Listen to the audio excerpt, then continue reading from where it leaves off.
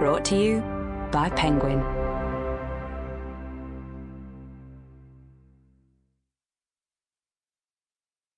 Murder for Christmas by Francis Duncan. Read by Geoffrey Beevers. Preview. No one could have foretold how it was going to end. Not even the murderer. It is not to say that the crime was hastily conceived and clumsily executed. The majority of murderers are anxious to live to savour the fruits of their villainies. They realize that one slip may deliver them to the hangman. They know that to be careless is to be lost. And in this case the murderer was possessed both of the desire to profit and of the knowledge of how perilously thin is the dividing line between safety and disaster. But no human plan, however devilish its ingenuity, can be depended upon to follow out in practice the exact lines of its careful theory. Somewhere along the route, incalculable, unforeseeable, will lie the unexpected, the unknown factor. The moon was like a spotlight playing over the stage of a theatre, or like a camera tracking over a studio floor and alternately presenting to its audience close-up and long-shot, sharply outlined image and sombre obscurity. The snow had stopped, but the sky had not yet cleared. The clouds were drifting sullenly, as if reluctant to leave a prey freed only with difficulty from their grip. Sometimes they would gather menacingly upon each other, and would crowd over an earth grown dark and full of fear. And then it would seem that they were thrust impotently apart, and the white light would flood down cold and revealing, and not to be turned aside. And in the moonlight every detail would be there in hard relief.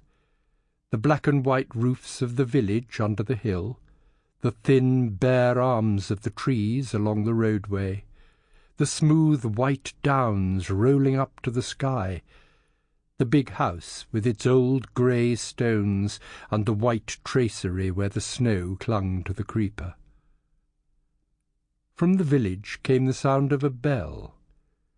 When the darkness was triumphant, it was a strange and mournful echo that could not be located, and that held a note of menace. Imagination needed little encouragement to liken it to the tolling of doom. But when the scene lay exposed under the moon, the fear and the mystery were driven back. The bell was no longer sinister. It was a glad sound of music that carried triumphantly across the snow, ringing out from the square tower of the ancient church. The landscape was a Christmas card in 3 dimensions. There would have been no incongruity if a sleigh drawn by reindeer had come sweeping over the brow of the downs. It did not in fact seem fantastic that the red-robed figure of Father Christmas was outlined in the moonlight, moving quickly along the terrace of the big house.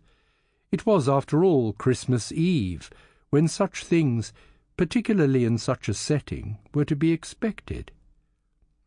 Although it was late, the occupants of the house were not all in their beds.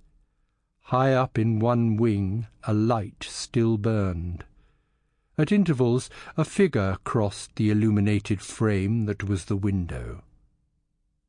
There were other signs of activity that were not quite so apparent, but if one watched carefully, it was sometimes possible, especially when the moon was obscured, to see a faint glow behind the windows of the ground floor. It was a glow that changed its position, as though it owed its origin to a torch carried by someone who moved stealthily within the house. And outside, in the snow and the shadows, there were muffled, hidden figures. Concealed from the house and from each other, they watched intently and waited upon opportunity. The atmosphere was brooding, tense with foreboding. Fantasy and mystery, violence and... Sample complete. Ready to continue?